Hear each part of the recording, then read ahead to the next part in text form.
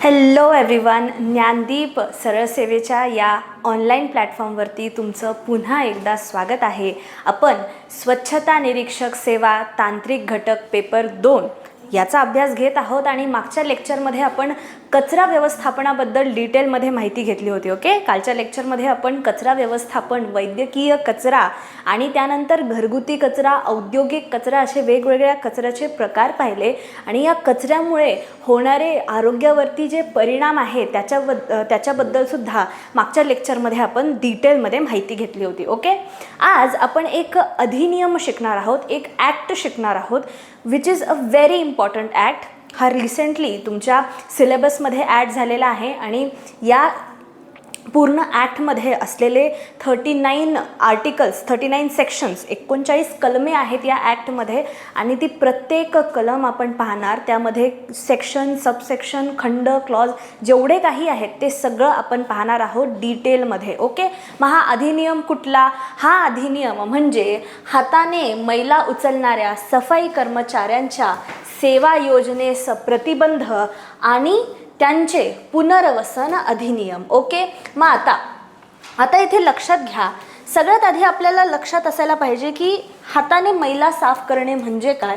Okay, ही प्रथा आधी का होती, कशा प्रकारे होती आणि त्याचं पुनर्वसन करणं का गरजेचं आहे. ठीक आहे, मग सगळ्यात आधी हाताने मैला साफ करणारे व्यक्ती, ज्याला आपण इंग्लिशमध्ये मॅन्युअल स्कॅव्हेंजर्स म्हणतो. ओके, मग हे मॅन्युअल स्कॅव्हेंजर्स म्हणजे कोण, ह्यांची डेफिनेशन आपण डिटेलमध्ये जशी ॲक्टमध्ये दिली आहे ती पाहणारच, पण एका ढोबळ मानाने जर लक्षात ठेवायचं असेल तर मॅन्युअल स्कॅव्हेंजर्स म्हणजे असे व्यक्ती जे इतर लोकांचे जे वेस्ट आहे, एक्सक्रीटा आहे, त्याला उचलत आहेत, ते उचलण्याचं काम करत आहेत. मग हा एक्सक्रीटा जो आहे हा थोडा विघटन झालेला असेल किंवा मग तो तसाच असेल एखाद्या पिटमध्ये पडलेला, असा कचरा, असा हा एक्सक्रीटा उचलण्याचा काम जे व्यक्ती करतात त्यांना आपण मॅन्युअल स्कॅव्हेंजर्स म्हणतो. मग यांचं काम काय की हा एक्सक्रीटा उचलणं, त्याला एका पॉईंटवरनं दुसऱ्या पॉईंटपर्यंत घेऊन जाणं जिथे ते टाकलं जात आहे. ओके, आणि त्याची विल्हेवाट लावणं. ओके, मग हा मॅन्युअल स्कॅव्हेंजर्सचा एकंदरीत काम असतो आणि हा युजली खूप कास्ट सिस्टमच्या बेसिसवरती जातीय ज्या एखाद्या पर्टिक्युलर जातीलाच हे काम दिलेलं होतं. ओके, मग हे आपल्या फंडामेंटल राईट्स, आपले जे मूलभूत हक्क आहेत त्यामध्ये बसत नाही. आपले मूलभूत हक्क काय सांगतात की आपल्याला सन्मानाने राहायची हक्क आहे, live with dignity, right to live with dignity, article 21. Right, मग या आपला फंडामेंटल राईट सांगतो. आपले DPSPs जे आहेत ते सुद्धा काय सांगतात की बाबा कुठल्याही एका जाती विरोधात किंवा जमाती विरोधात आपण कशाही प्रकारचं काय करू नये, डिस्क्रिमिनेशन करू नये. राईट, मग आपल्या DPSPsमध्ये सांगितलं आहे, आपल्या प्रस्तावनेमध्ये, प्रियांबलमध्ये सुद्धा सांगितलं काय की बाबा कुठल्याही व्यक्तीच्या विरोधात आपण त्यांची डिग्निटी हार्म होईल असं कुठलंही काम करू नये. प्रत्येकाची डिग्निटी ही एकदम शाबूत राहील, एकदम चांगली राहील, त्याला डिग्निटीने राहायचं, त्याचं जगायचं त्याला चान्स भेटेल, ही सर्व चान्स सर्वांना भेटायला पाहिजे. ओके, मग यामुळे हे जे मॅन्युअल स्कॅव्हेंजर्स आहेत, हाताने मैला साफ करणारे व्यक्ती आहेत, त्यांचं पुनर्वसन करण्यासाठी एकंदरीत त्यांना एम्प्लॉयमेंट, हे मॅन्युअल स्कॅव्हेंजिंगचं काम तर त्यांनी करूच नये, पण या कामामधनं बाहेर आल्यानंतर त्यांचं आणि त्यांच्या कुटुंबाचं पुनर्वसन कसं करता येईल त्यासाठी हा पूर्ण अधिनियम आखला गेलेला आहे. ओके, हा अधिनियम अत्यंत महत्त्वाचा आहे. या अधिनियमामध्ये तुम्हाला भरपूर इन्फॉर्मेशन कळून जाईल. ठीक आहे, मग याला जेवढे काही चॅप्टर्स आहेत ते प्रत्येक चॅप्टर आपण पाहणार. सुरुवात आपण प्रारंभिक जो प्रिलिमिनरी चॅप्टर असतो त्यामध्ये करणार. मग आपण या अधिनियमाचं पूर्ण नाव काय, ह्याची जी ज्युरिस्डिक्शन आहे, कुठपर्यंत हा ॲक्ट लागू होतो, ओके, कधी लागू होईल, मग या ॲक्टमध्ये असलेले जेवढे काही टर्मिनॉलॉजीज आहेत, नावं आहेत, त्या नावांचा अर्थ काय, मग आता विहित म्हणजे काय, अभिकरण म्हणजे काय, किंवा मग हाताने मैला साफ करणारा व्यक्ती म्हणजे कोण. राईट, इनसॅनिटरी लॅट्रिन्स, अनआरोग्यिक शौचालय याचा अर्थ काय. ओके, ह्या सर्व शब्दांचा आपण सगळ्यात आधी अर्थ पाहणार. त्यानंतर सेक्शन बाय सेक्शन, कलम बाय कलम आपण एक एक माहिती या अधिनियमाबद्दल घेत राहणार आहोत. Okay, so without wasting any time हा इंट्रोडक्शन तुम्हाला या मॅन्युअल स्कॅव्हेंजिंग ॲक्टबद्दल कळलेला आहे. आता आपण याबद्दल माहिती घ्यायला सुरुवात करूया. हा 2013चा अधिनियम आहे. सो तुम्हाला वर्ष लक्षात राहणं महत्त्वाचं आहे. कधीचा अधिनियम आहे हा? 2013चा. मग 2013चा हा अधिनियम आणि या अधिनियमाची 14 नोव्हेंबर 2018ला कशा प्रकारे चेंजेस होते. ओके, 14 नोव्हेंबर 2018ला काय त्याची स्थिती होती, त्या स्थितीनुसार हा आपण ॲक्ट पाहणार आहोत. ओके, मग आता पहा. हाताने मैला उचलणाऱ्या सफाई कर्मचाऱ्यांच्या सेवा योजनेस प्रतिबंध करण्याकरिता हाताने मैला उचलणाऱ्या सफाई कर्मचाऱ्यांचे आणि त्यांच्या कुटुंबांचे पुनर्वसन करण्याकरिता आणि तत्संबंधित आणि अनुषंगिक बाबींकरिता तरतूद करण्यासाठी हा अधिनियम आहे. मग पहिलं ऑब्जेक्टिव्ह काय या अधिनियमाचं, की बाबा मॅन्युअल स्कॅव्हेंजिंग कोणी करूच नये. याच्यामध्ये कोणी एम्प्लॉयमेंट घेत असेल, कोणी हाताने मैला साफ करण्यासाठी एखाद्याला हायर करत असेल, ओके, ते होऊ नये, कोणाची नेमणूक किंवा नियुक्ती होऊ नये, हा पहिला ऑब्जेक्टिव्ह. दुसरा ऑब्जेक्टिव्ह काय, की नियुक्ती थांबवल्यानंतर त्या व्यक्तीचं आणि त्याच्या कुटुंबाचं पुनर्वसन करावं. मग पुनर्वसनामध्ये तुम्ही काय करणार, त्याला दुसरीकडे एम्प्लॉयमेंट द्या किंवा आणखीन अनएम्प्लॉयमेंट वेज द्या, राईट. अशा प्रकारचे त्यांचं पुनर्वसन करणं हे 2 ऑब्जेक्टिव्ह या अधिनियमाचे आहेत. ठीक आहे. मग आता हा अधिनियम आणणं सरकारला का गरजेचं होतं. ओके, 1993मध्ये पण एक अधिनियम होता ज्याच्याबद्दल आपण पाहूया. ओके, पण त्यामध्ये चेंजेस करून 2013मध्ये अमेंडमेंट करून, दुरुस्ती करून हा ॲक्ट आलेला आहे. ठीक आहे. पण ॲट द फर्स्ट प्लेस पहिल्यांदाच या अधिनियमाला आणण्याची गरज काय होती. ओके, मग आपला जो कॉन्स्टिट्यूशन आहे, ओके, आपल्या कॉन्स्टिट्यूशनमध्ये असे काही तरतुदी आहेत विच फोर्सेस की आपण असे अधिनियम आणायला पाहिजे. मग कुठला, मग सगळ्यात आधी आहे आपला प्रिएम्बल, प्रस्तावना. ओके, मग आता प्रिएम्बलचा तुम्हाला टेक्स्ट पार्टच असायला पाहिजे, तुम्हाला मुखपाठ असायला पाहिजे स्टार्टिंगपासून ते एंडिंगपर्यंत. We the people of India किंवा मराठीमध्ये असेल तर तसं, पण स्टार्टिंगपासून एंडिंगपर्यंत प्रिएम्बलचं जे काही पूर्ण टेक्स्ट आहे ते तुम्हाला माहिती असायला पाहिजे. मग आता प्रिएम्बलमध्ये एक शब्द आहे बघा, बंधुता किंवा ज्याला फ्रॅटर्निटी म्हटलं जातं. ओके, तर प्रिएम्बल काय म्हणतं, assuring fraternity, assuring the dignity of individual.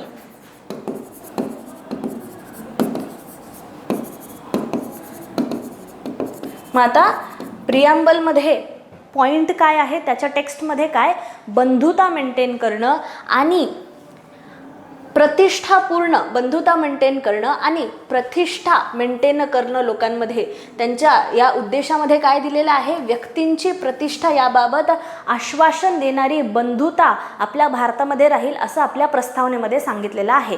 आपली प्रस्तावना म्हणते fraternity which assures the dignity, assuring the dignity of the individual. मग आता जर का आपली प्रस्तावनाच सगळ्यात आधी सांगत आहे की प्रत्येक व्यक्तीची डिग्निटी जी आहे, प्रतिष्ठा जी आहे ती मेंटेन व्हायला पाहिजे, ती शाबूत राहायला पाहिजे, मग आपण असल्या कुठल्या व्यक्तीला दुसऱ्या व्यक्तीचं जे शौच आहे ते उचलण्याची जबाबदारी का द्यायला पाहिजे, राईट. त्याची डिग्निटी राहते का अशा व्यक्तीची, नाही राहत. त्याची प्रतिष्ठा राहते का, नाही राहत. म्हणून सर्वात पहिलं आपलं कारण हा ॲक्ट आणण्याचा तो म्हणजे प्रिएम्बल, आपली प्रस्तावना. ठीक आहे. मग दुसरं आपले मूलभूत हक्क, फंडामेंटल राईट्स. मग आपल्या फंडामेंटल राईट्समध्ये आर्टिकल 21 आहे बघा, आर्टिकल 21, ज्यामध्ये right to live with dignity हा एक आर्टिकल, हा जो पॉईंट आहे हा इम्प्लिसिट आहे. आर्टिकल 21मध्ये प्रतिष्ठाने जगण्याचे आपलं मूलभूत हक्क सिद्ध होतं. ओके, मग आता जर का आपलं मूलभूत हक्कच आहे प्रतिष्ठाने जगणं, तर मग अशा व्यक्तीला, अशा एखाद्या मॅन्युअल स्कॅव्हेंजरला आपण काम द्यायला पाहिजे का, असलं काम करायला भाग पाडायला पाहिजे का, नाही. म्हणून हा ॲक्ट आला. मग आणखीन आपल्या कॉन्स्टिट्यूशनमध्ये DPSPs आहेत, बरोबर. DPSPचा आर्टिकल 46, कलम 46 हा कलम 46 काय म्हणतो? कलम 46 म्हणतो की कुठल्याही अनुसूचित जाती किंवा अनुसूचित जमाती विरोधात कुठल्याच प्रकारचं डिस्क्रिमिनेशन होणार नाही, कुठल्या वीकर सेक्शनच्या विरोधात डिस्क्रिमिनेशन होणार नाही. ओके, हे होणार नाही याची काळजी सरकारला घ्यायची आहे. मग सरकार असं एखाद्या व्यक्तीच्या विरोधात डिस्क्रिमिनेशन होऊ देईल का जो व्यक्ती मॅन्युअल स्कॅव्हेंजिंग करत आहे, हाताने मैला उचलत आहे? नाही, म्हणून हा ॲक्ट आला होता. ठीक आहे, मग आतापर्यंत जे 3 पॉईंट पाहिले ते पाहून घेऊ. पहा, ज्या अर्थी संविधानाच्या उद्देशिकेतील ध्येयांपैकी व्यक्तींची प्रतिष्ठा याबाबत आश्वासन देणारी बंधुता नागरिकांमध्ये प्रबोधित करणे हे एक ध्येय आहे. हे ध्येय निर्धारित केलेले आहे. ज्या अर्थी संविधानाच्या भाग 3 मध्ये पार्ट 3 कशाचं आहे? फंडामेंटल राईट्सचं आहे, राईट, मूलभूत हक्कांचं आहे. यामध्ये हमी दिलेल्या मूलभूत हक्कांमध्ये प्रतिष्ठापूर्वक जीवन जगण्याचा हक्क देखील ध्वनित केलेला आहे. आणि ज्या अर्थी संविधानाच्या अनुच्छेद 46 मध्ये इतर गोष्टींबरोबरच या गोष्टीची तरतूद करण्यात आली आहे की राज्य दुर्बल घटक, वीकर सेक्शन्स आणि विशेषतः अनुसूचित जाती, शेड्यूल्ड कास्ट आणि अनुसूचित जनजाती, शेड्यूल्ड ट्राईब्स यांचे सामाजिक न्याय व सर्व प्रकारचं शोषण यापासून रक्षण करणार आहे. ओके, मग हे 3 पॉईंट ऑलरेडी आपल्या कॉन्स्टिट्यूशनमध्ये दिलेले आहे, संविधानामध्ये दिलेले आहे. मग आणखीन आपलं एकंदरीत आपले रूल्स काय आहेत आपल्या गव्हर्नमेंटचे किंवा आपल्या सरकारचे, संविधानाचं रूल काय आहे की बाबा कोणीसुद्धा कास्ट सिस्टमच्या बेसिसवरती, जातीवरती भेदभाव करू नये. आता मॅन्युअल स्कॅव्हेंजर्स जे होते, हाताने मैला साफ करणारे व्यक्ती युजली एकाच पर्टिक्युलर जातीची असायची, जी जाती नीच गृहीत करली जायची. ओके, मग यामुळे जातीयवाद वाढत होता. ओके, मग असा जातीयवाद वाढू नये हे सुद्धा उद्देश कोणाचा आहे? एकंदरीत सरकाराचा आहे, आपल्या संविधानाचा आहे, राईट. मग आपला 4th पॉईंट काय आहे? To avoid the caste system, right. मग ज्या अर्थी अनारोग्यकारी शौचालय, ज्याला इनसॅनिटरी लॅट्रिन्स म्हटलं जातं, इनसॅनिटरी लॅट्रिन्स, आणि अत्यंत विषमतादर्शक जाती व्यवस्था, ओके, सातत्याने अस्तित्वात राहिल्याने त्यातून उद्भवलेली हाताने मैला सफाईची अमानवीय प्रथा देशाच्या विभिन्न भागांमध्ये अजूनही टिकून आहे. आणि इनसॅनिटरी लॅट्रिन्स, अनारोग्यकारी शौचालय, हाताने मैला सफाई या दोन्ही अनिष्ट गोष्टींचे उच्चाटन करण्यासाठी विद्यमान कायदे अपर्याप्त साबित झालेले आहेत. मग आता आजपर्यंत काय झालेलं आहे की अशी जाती व्यवस्था, असे इनसॅनिटरी लॅट्रिन्स आजपर्यंत सुद्धा तसेचे तसे आहेत. त्यांचे एक प्रकारे उच्चाटन त्या असलेल्या कायद्यांमुळे झालेलं नाही आहे. त्यासाठी हा ॲक्ट आणणं गरजेचं होतं. 1993चा ॲक्ट आपल्याकडे होता, ज्यामध्ये मॅन्युअल स्कॅव्हेंजरबद्दल माहिती होती, पण तो अधिनियम असताना सुद्धा ही जातीय व्यवस्था गेली नाही, हे अनारोग्यकारी शौचालय गेले नाही. ओके, आणि हाताने मैला साफ करणारे व्यक्तींची वाढच होत गेली, कमतरता काही झाली नाही, उच्चाटन झालं नाही त्यांचं. या अर्थाने आपल्याला हा 2013चा अधिनियम आणणं गरजेचं होतं. ओके, मग त्यानंतर 5th पॉईंट काय आहे की ज्या अर्थी हाताने मैला उचलणाऱ्या सफाई कर्मचाऱ्यांवर पिढ्यानपिढ्या होणारा अन्याय व त्यांची प्रतिष्ठा दूर करणे आणि प्रतिष्ठापूर्वक जीवन जगण्यासाठी त्यांचे पुनर्वसन करणे आवश्यक आहे. मग 5th पॉईंट काय आहे की त्यांचं रिहॅबिलिटेशन करणं. काय करणं? रिहॅबिलिटेशन करणं. त्यांनी जे काही आयुष्य जगलेलं आहे ते मॅन्युअल स्कॅव्हेंजिंग करताना त्याला सोडून त्यातनं बाहेर येऊन एक चांगलं आयुष्य जगणं, प्रतिष्ठापूर्वक आयुष्य जगणं हे निश्चित करण्याचं काम सरकाराचं आहे. आणि त्याच्याचसाठी हा 2013चा अधिनियम आलेला आहे. मग या 2013च्या अधिनियमाचे कारण काय काय आपल्या प्रस्तावनेमध्ये सांगितले, आपल्या मूलभूत हक्कामध्ये सांगितलंय, आपल्या DPSPमध्ये सांगितलंय, अनुच्छेद 46मध्ये. त्यानंतर जातीय व्यवस्था अवॉइड करायची आपल्याला माहिती आहे. राईट. जातीय व्यवस्था अवॉइड करायची आहे, इनसॅनिटरी लॅट्रिन्स अवॉइड करायचे आहेत.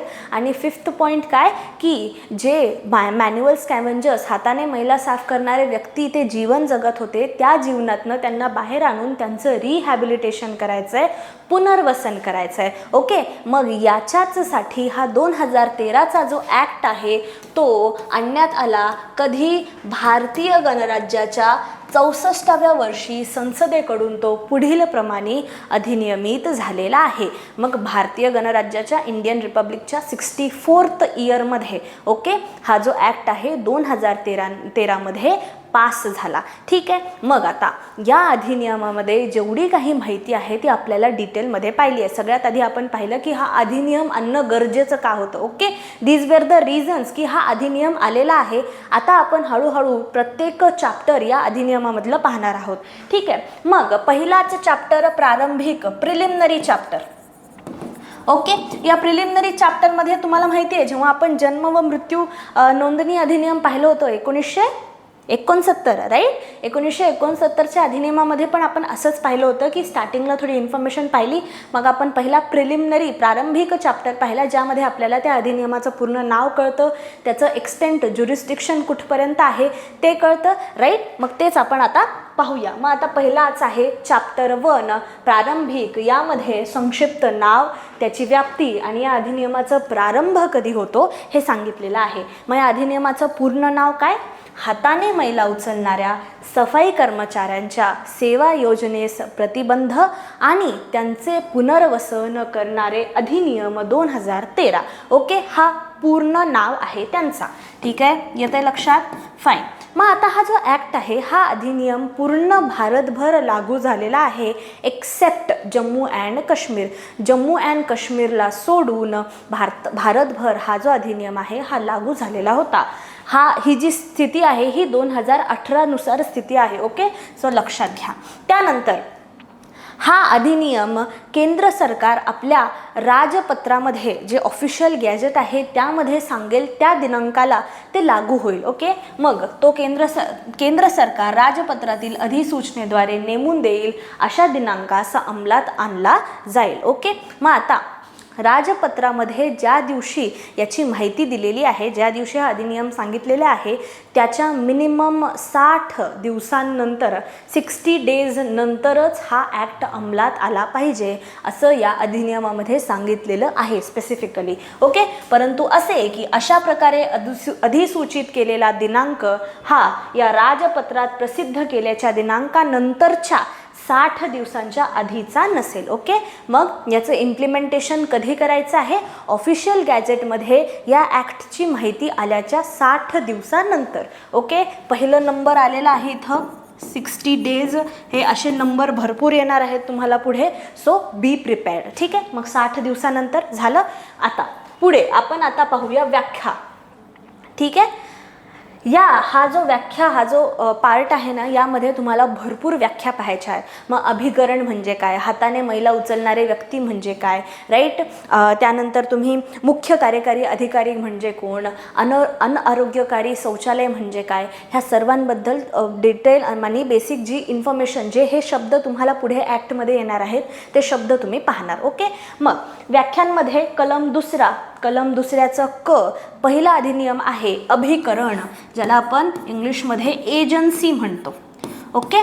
मग आता एजन्सी म्हणजे कोण? एजन्सी म्हणजे एक अशी बॉडी, एक असं ऑर्गनायझेशन जे आरोग्याविषयक काम करतं. ओके. बेसिक इन्फॉर्मेशन काय, बेसिक डेफिनेशन काय? एजन्सी म्हणजे आरोग्यविषयक काम करणारी एखादी बॉडी. मग या एजन्सीमध्ये स्थानिक संस्था येतात का? नाही. ओके. पहा आता डेफिनेशन. स्थानिक प्राधिकरण वगळता, लोकल अथॉरिटी वगळता एखाद्या क्षेत्रात आरोग्यविषयक सुविधा पुरवण्याची जबाबदारी पत्करील असे अन्य कोणतेही अभिकरण असा या अभिकरणाचा अर्थ आहे. ओके. म्हणजे अशी एजन्सी जी आरोग्यविषयक सुविधा प्रोव्हाइड करत आहे पण ती लोकल अथॉरिटी नाही आहे, स्थानिक अभिकरण नाही आहे, त्याला आपण इन जनरल काय म्हणणार? अभिकरण म्हणणार, एजन्सी म्हणणार. ओके. मग यामध्ये कोण कोण येऊ शकतं? यामध्ये स्थावर संपदेचा विकास व परिरक्षण यामध्ये गुंतलेल्या कंत्राटदाराचा किंवा भागीदारी संस्थेचा किंवा कंपनीचा समावेश होईल. मग आता स्थावर संपदेचा म्हणजे ज्याला आपण रिअल एस्टेट म्हणतो. ओके, मग रिअल एस्टेट डेव्हलपमेंट करणारे कॉन्ट्रॅक्टर असतील, राईट, किंवा आणखीन कुठले मालक असतील किंवा कुठल्या कंपनी असतील, ह्या सुद्धा अभिकरणामध्ये एजन्सीच्या डेफिनेशनमध्ये इन्व्हॉल्व्ह होतात. ओके, येते लक्षात. एजन्सीची डेफिनेशन पहिली आपल्याला लक्षात आलेली आहे. ठीक आहे, मग कुठेही काहीही अडचण असेल, कळत नसेल तर तिथल्या तिथे विचारा. ओके, ठीक आहे. मग त्यानंतर खंड ख ते म्हणजे समुचित शासन. खंड ख काय आहे? समुचित शासन, ज्याला आपण इंग्लिशमध्ये काय म्हणतो? आपण त्याला इंग्लिशमध्ये अप्रोप्रिएट गव्हर्नमेंट म्हणतो.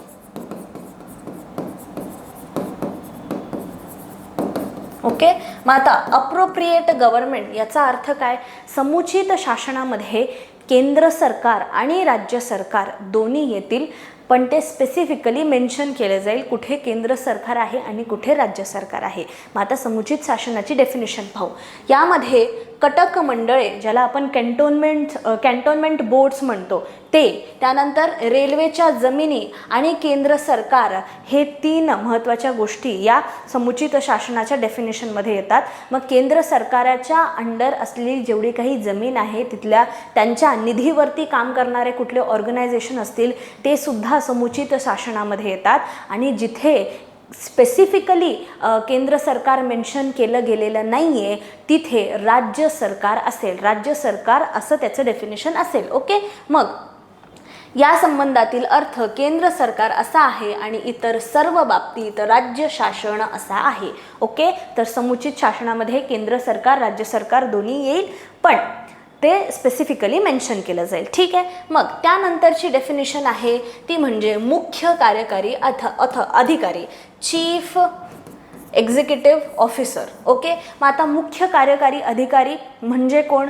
याचा नगरपालिकेच्या किंवा पंचायतीच्या संबंधातील अर्थ म्हणजे तिथला वरिष्ठतम कार्यकारी अधिकारी असा आहे.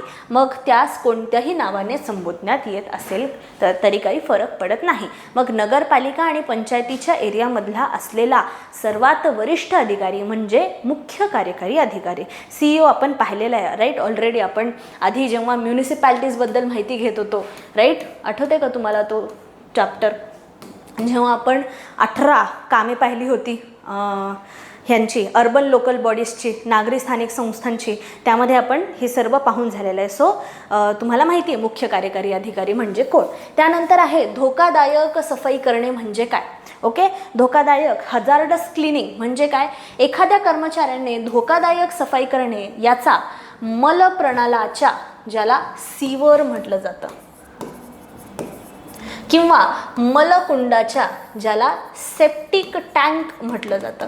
आता मलकुंड आणि मलप्रणाल हे दोन्ही आपण पाहणार आहोत पुढे, त्यांची डेफिनेशन दिलेली आहे. फक्त तुम्हाला इन्फॉर्मेशनसाठी मी सांगते, मलप्रणाल म्हणजे सीवर आणि मलकुंड म्हणजे सेप्टिक टँक. ओके, मग याचा मलप्रणालाच्या किंवा मलकुंडाच्या संबंधातील अर्थ नियोक्ताने संरक्षक सामग्री व इतर सफाई साधने पुरवण्याच्या आपल्या आबंधनाची पूर्तता केलेली नसताना आणि त्यावेळी अंमलात असलेल्या इतर कोणत्याही कायद्यामध्ये किंवा त्याखाली केलेल्या नियमांमध्ये विहित केलेले किंवा तरतूद केलेली असेल अशा सुरक्षाविषयक खबरदारीच्या अनुपालनाची सुनिश्चिती केलेली नसताना एखाद्या कर्मचाऱ्याने मलप्रणालाची किंवा मलकुंडाची हाताने सफाई करणे असा आहे. मग आता एवढं मोठं, पण याचा अर्थ काय की एखादा हाताने मैला साफ करणारा व्यक्ती काय करत आहे? मलप्रणालाची, एखाद्या सीवरची किंवा मलकुंडाची, एखाद्या सेप्टिक टँकची सफाई करत आहे.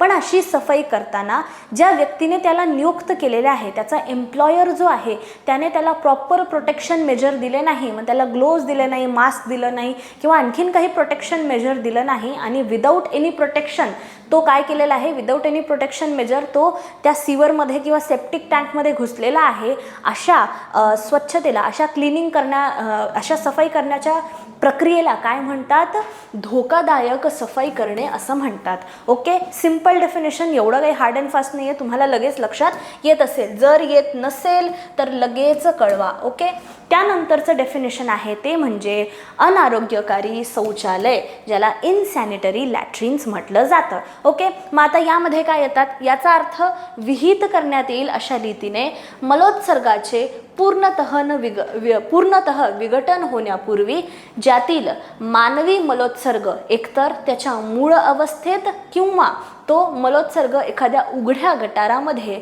किंवा खळग्यामध्ये सोडलेला किंवा प्रवाहित केलेला मलोत्सर्ग हाताळावा किंवा साफ करावा लागतो असे शौचालय होय. मग आता इनसॅनिटरी लॅट्रिन्स, इनसॅनिटरी शौचालय म्हणजे काय की असे एरिया जिथे मानवाचं शौच आहे, मलोत्सर्ग आहे, ते एकतर विघटित झालेलं आहे किंवा ते तसेच एका खड्ड्यामध्ये किंवा गटारामध्ये पडलेलं आहे. ओके, त्याला काय म्हटलं जातं, इनसॅनिटरी लॅट्रिन्स किंवा अनारोग्यकारी शौचालय असं म्हटलं जातं. ओके, मग परंतु असे की एखाद्या रेल्वे प्रवासी डब्यातील जलधौत शौचालय म्हणजे वॉटर फ्लश टॉयलेट्स रेल्वेजमध्ये आता आधीसारखं नाही आहे, आता वॉटर फ्लश टॉयलेट्स झालेले आहेत. ओके, आणि त्याची ड्रम कलेक्शन टँक असतं. ओके, त्या टँकची सफाई करताना एखाद्या व्यक्तीला प्रॉपर प्रोटेक्शन देऊन, ग्लोव्ज देऊन, मास्क देऊन, सगळे प्रोटेक्शन मेजर देऊन जर त्याला सांगितलं की बाबा ह्या रेल्वेच्या डब्याची क्लिनिंग करायची आहे, त्याने हाताने जर क्लिनिंग केली तर त्याला हाताने मैला साफ करणारा व्यक्ती धरला जाणार नाही.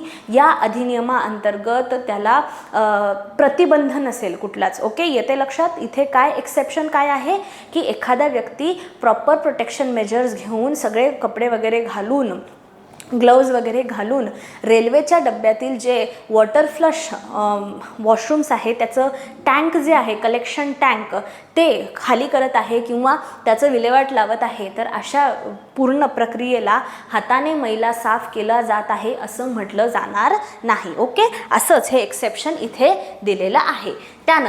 त्यानंतर आणखीन डेफिनेशन काय आहे, स्थानिक प्राधिकरण, लोकल अथॉरिटी. आपल्याला माहिती आहे आता लोकल अथॉरिटी आपण खूपदा पाहून झालेला आहे जेव्हा आपण ते लेक्चर पाहतो, तो टॉपिक पाहत होतो, राईट. मग लोकल अथॉरिटी म्हणजे काय, जी आपल्या अधिकारितेच्या क्षेत्रातील स्वच्छतेसाठी जबाबदार असेल अशी बॉडी म्हणजे स्थानिक प्राधिकरण होय. मग संविधानाच्या अनुच्छेद 243 आर्टिकल 243P ओके च्या खंड न्य व खंड छ यामध्ये व्याख्या केल्याप्रमाणे असलेली नगरपालिका किंवा पंचायत. मग या आर्टिकल्समध्ये डिटेलमध्ये जायची गरज नाही, फक्त तुम्हाला माहिती आहे आर्टिकल 243P यामध्ये पंचायत आणि नगरपालिका यांची डेफिनेशन आहे. त्या डेफिनेशननुसार लोकल अथॉरिटी याचं मिनिंग काढलं जाईल, स्थानिक प्राधिकरणाचं मिनिंग काढलं जाईल. ओके, त्यानंतर आहे या स्थानिक प्राधिकरणामध्येच दुसरा भाग, तो म्हणजे कटक किंवा कंटोन्मेंट अधिनियम 2006 याच्या कलम 10 अन्वये घटित केलेले कटक मंडळ. आता स्थानिक प्राधिकरणामध्ये नगरपंचायत आणि नगरपालिका हे दोन्ही तर येतीलच, पण यामध्ये कॅन्टोन्मेंट बोर्ड्स, कटक मंडळे सुद्धा येतील आणि रेल्वे प्राधिकरण, रेल्वे अथॉरिटी सुद्धा येईल. ओके, मग लोकल अथॉरिटीमध्ये 4 जण, नगरपंचायत, नगरपालिका, कटक मंडळे आणि रेल्वे प्राधिकरण. येते लक्षात, 4 जण आहेत यामध्ये. ओके, मग त्यानंतर आहे हाताने मैला उचलणारा सफाई कर्मचारी. मग आता हा सफाई कर्मचारी याचं डेफिनेशन काय हे समजून घेऊया. याचा अर्थ काय, या अधिनियमाच्या प्रारंभास किंवा त्यानंतर कोणत्याही वेळी विहित करण्यात येईल अशा रीतीने मलोत्सर्गाचे पूर्णतः विघटन होण्यापूर्वी अनारोग्यकारी शौचालयातील किंवा अनारोग्यकारी शौचालयातून उघड्या गटारात किंवा खड्ड्यात मानवी मलोत्सर्गाची विल्हेवाट लावली जाते अशा किंवा रेल्वे मार्गावरील किंवा केंद्र सरकार किंवा राज्य शासन अधिसूचित करेल अशा जागेतील किंवा परिक्षेत्रातील मानवी मलोत्सर्ग हाताने साफ करण्यासाठी, तो वाहून नेण्यासाठी, त्याची विल्हेवाट लावण्यासाठी किंवा अन्यथा तो कोणत्याही रीतीने हाताळण्यासाठी एखाद्या व्यक्ती एखाद्या स्थानिक प्राधिकरणाने किंवा कुठल्या एजन्सीने हायर केला असेल तर त्याला आपण हाताने मैला साफ करणारा व्यक्ती म्हणत असतो. मग आता हे एवढं मोठं आहे, याचं एकंदरीत अर्थ काय की एखाद्या व्यक्तीला एम्प्लॉयमेंट त्याच्या एम्प्लॉयरने नियुक्त किंवा नेमलेलं आहे काय करण्यासाठी, मानवी मलोत्सर्ग उचलण्यासाठी. मग ते विघटन झालेलं असेल, अर्धविघटन झालेलं असेल, एखाद्या खड्ड्यामध्ये असेल, गटारामध्ये असेल, ओके, ते उचलण्यासाठी, ते वाहून नेण्यासाठी जर एखाद्याला अपॉइंट केलेलं असेल, नियुक्त केलेलं असेल तर अशा व्यक्तीला आपण हाताने मैला उचलणारा व्यक्ती असं म्हणत असतो. ओके, येते डेफिनेशन, बेसिक डेफिनेशन आहे, जास्त काहीच डोक्याला ताण द्यायचा नाही, बेसिक डेफिनेशन. ओके, मग आता हा जो खंड आहे याचा थोडा स्पष्टीकरण दिलेला आहे. पहा इथे, कामावर नेमलेला किंवा नियुक्त केलेला याचा अर्थ नियमित अथवा कंत्राटी तत्वावर कामावर नेमलेला व्यक्ती. मग तुम्ही रेग्युलर एम्प्लॉयमेंट द्या किंवा कॉन्ट्रॅक्ट बेसिसवरती एम्प्लॉयमेंट द्या, राईट, त्याला काय म्हटलं जातं, त्याला एम्प्लॉईड किंवा नेमलेला व्यक्ती म्हटला जातो. त्यानंतर केंद्र सरकार या डेफिनेशनमध्ये केंद्र सरकार जे आहे त्याचं काय, या केंद्र सरकार या संदर्भात अधिसूचित करील अशा साधनांच्या मदतीने आणि अशा संरक्षक सामग्रीचा वापर करून मलोत्सर्ग साफ करण्यासाठी कामावर नेमलेल्या किंवा नियुक्त केलेल्या कुठल्याही व्यक्तीला आपण हाताने मैला साफ करणारा व्यक्ती किंवा कर्मचारी आहे असं समजणार नाही.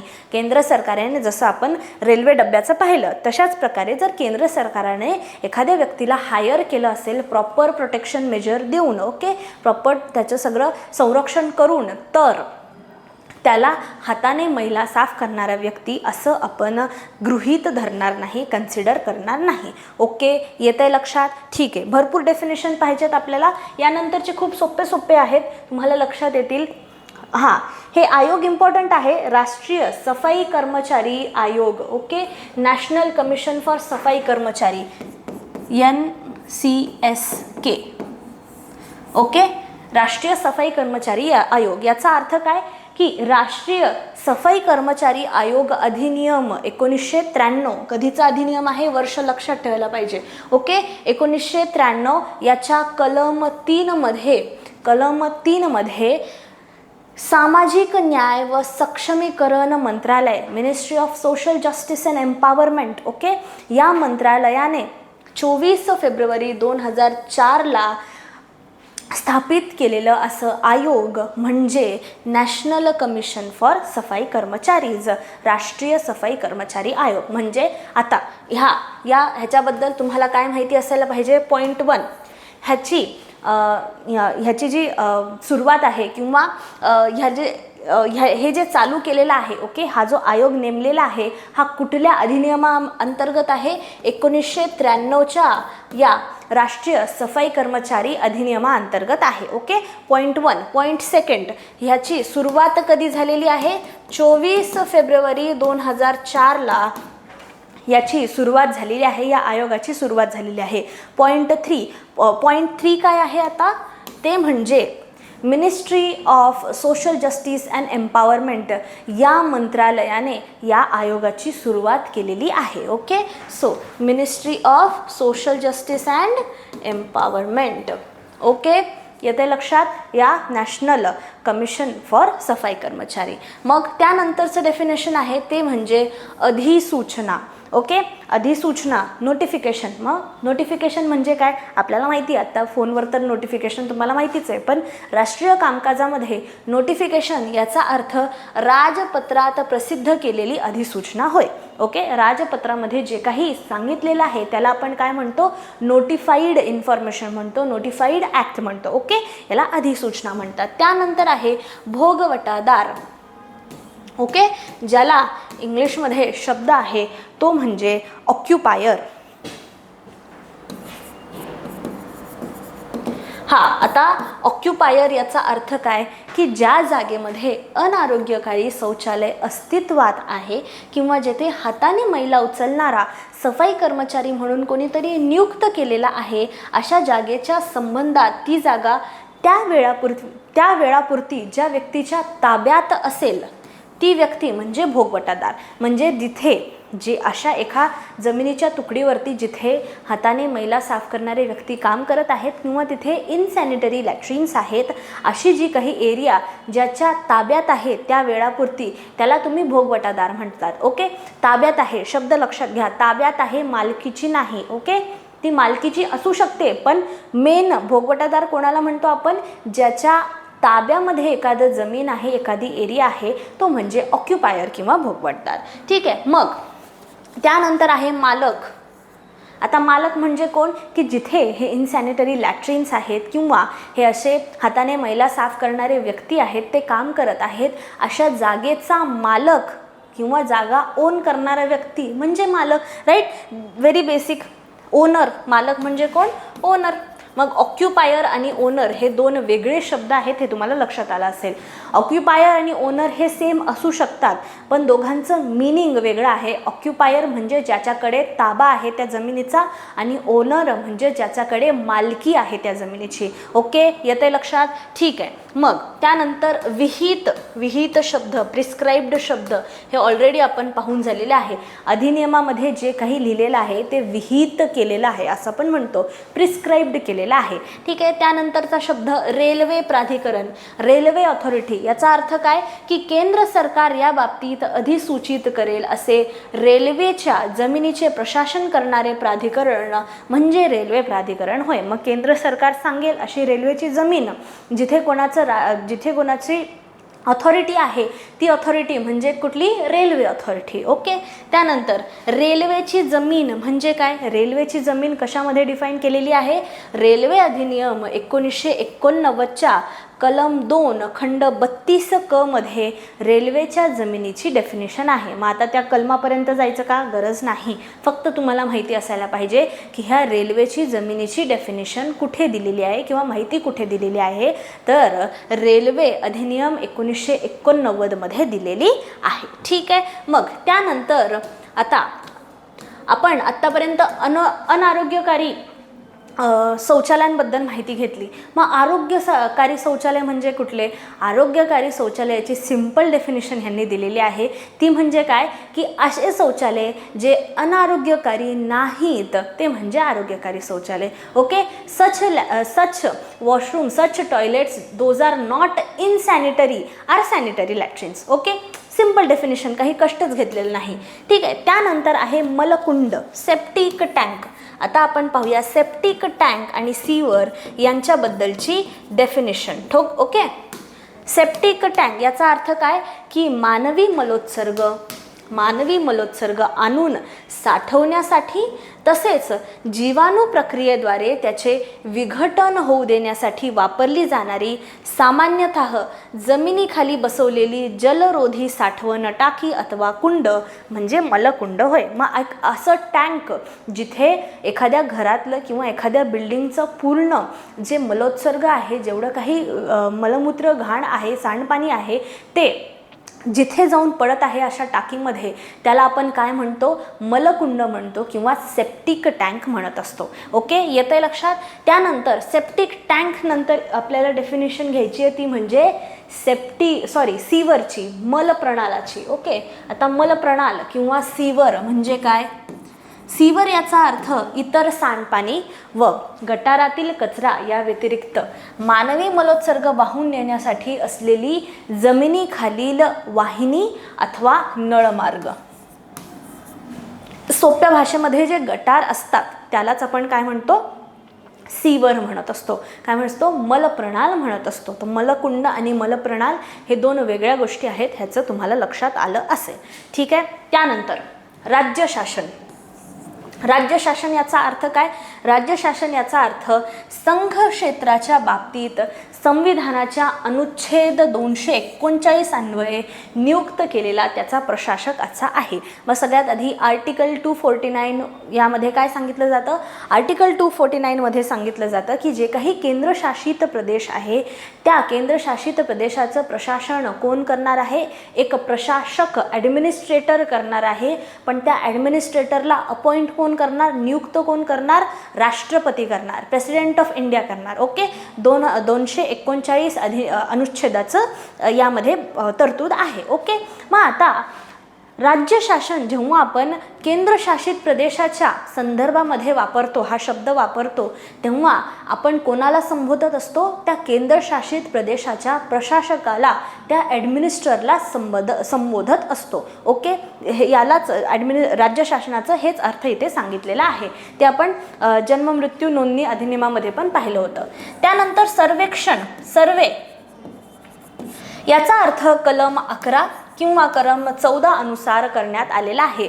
मग कलम 11 आणि 14 आपण पुढे पाहूया, तेव्हा आपण सर्वेक्षण म्हणजे काय याची माहिती तिथे घेऊया. ठीक आहे, मग या अधिनियमामध्ये वापरलेले व व्याख्या न केलेले परंतु कंटोन्मेंट अधिनियम यामध्ये व्याख्या केलेले शब्द व शब्द प्रयोग यांना त्या अधिनियमामध्ये अनुक्रमे जे अर्थ नेमून दिलेले असतील तेच असतील. मग आता एखादा शब्द इथे डिफाईन केलेला नाही आहे, पण तो कॅन्टोन्मेंट बोर्ड ॲक्ट 19 काय होतं त्याचं वर्ष विचारलं मी, त्या ॲक्टमध्ये त्याची माहिती दिलेली आहे. ओके, मग त्याचा अर्थ तशाच्या तसा राहील. ठीक आहे, त्यानंतर या अधिनियमाची प्रकरणे 4 ते 8 याखाली नगरपालिकेच्या निर्देशामध्ये अनुक्रमे कटक मंडळाच्या अधिकारे अंतर्गत आणि रेल्वेच्या जमिनीमध्ये येणाऱ्या क्षेत्रांच्या बाबतीत यथास्थिती कटक मंडळाच्या किंवा रेल्वे प्राधिकरणाच्या निर्देशाचा अंतर्भाव असेल. एकंदरीत काय की कटक मंडळे किंवा रेल्वे जमीन हा जो एरिया आहे,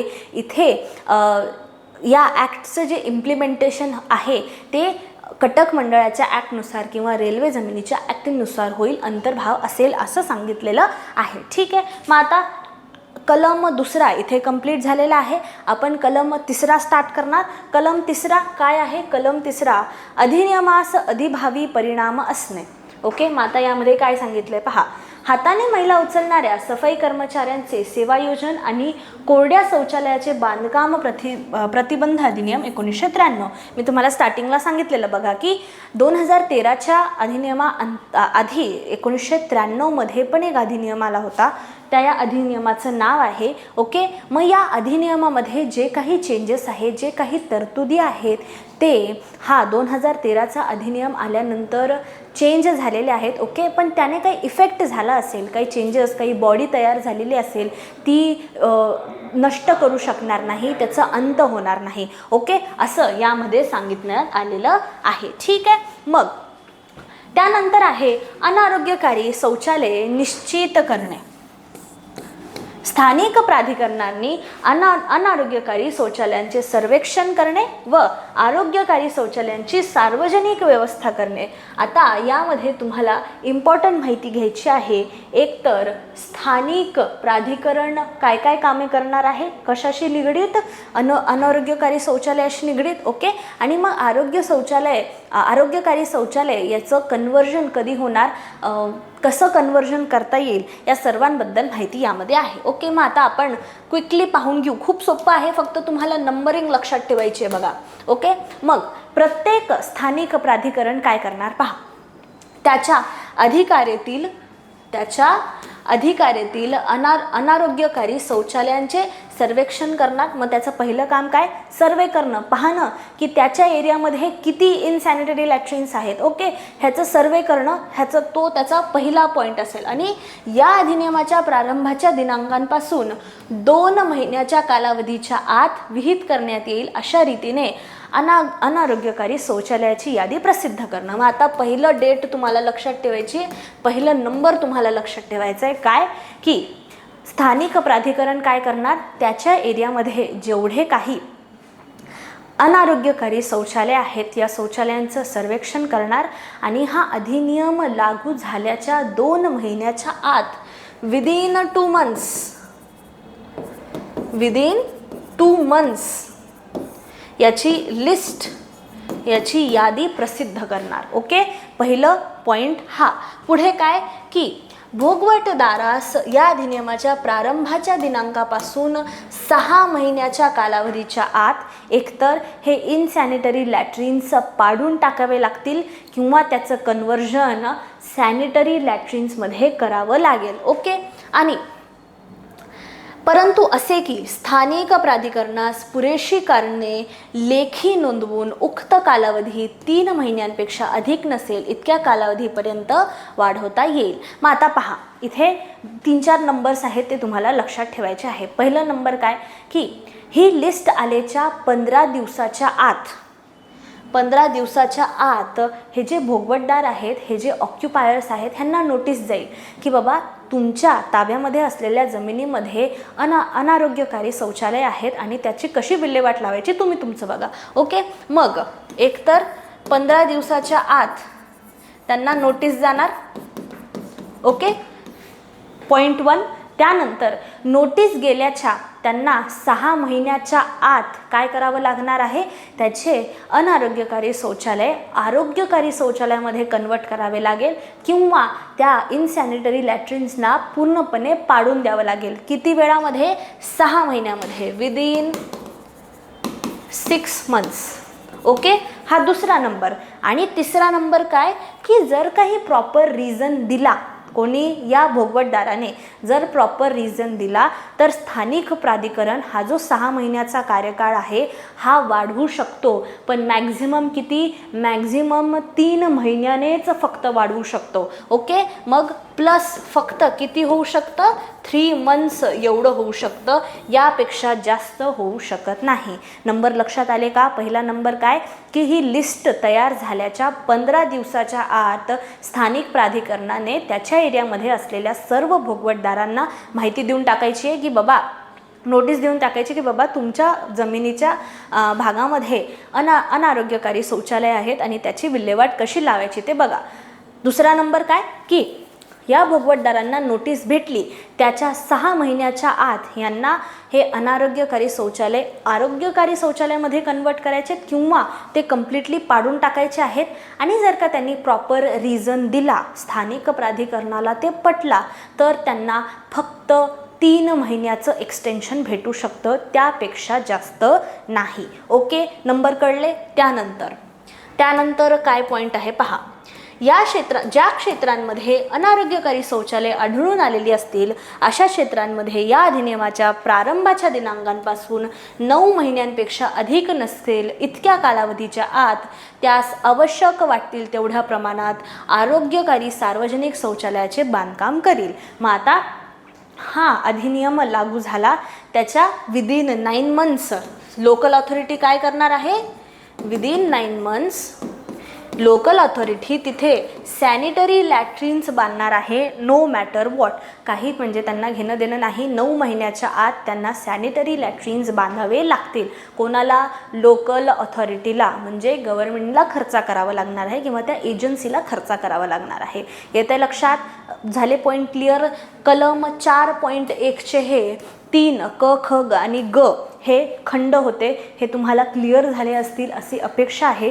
ठीक आहे, उद्याच्या लेक्चरमध्ये आपण 4.2 कलम पाहणार आणि पुढची माहिती कंटिन्यू करणार. ठीक आहे, खूप मोठा ॲक्ट आहे पण तेवढाच सोपा आहे, खूप हार्ड अँड फास्ट नाही आहे, तुम्हाला इझिली लक्षात येईल असा हा अधिनियम आहे. ओके, येणाऱ्या लेक्चरमध्ये, उद्याच्या लेक्चरमध्ये आपण त्याला डिटेलमध्ये पाहूया. ठीक आहे, so thank you very much for your patient listing. काही डाऊट असेल, कुठलं पॉईंट कळालेलं नसेल, कुठली डेफिनेशन कळालेली नसेल तर प्लीज लेट मी नो. आपण ते पुन्हा एकदा पाहूया, पुन्हा तो कॉन्सेप्ट समजून घेण्याचा प्रयत्न करूया. ठीक आहे, त्यात आपण उद्याच्या लेक्चरमध्ये या नंतरच्या लेक्चरमध्ये भेटूया. Thank you very much for your patient listening and see you in the next lecture. Thank you.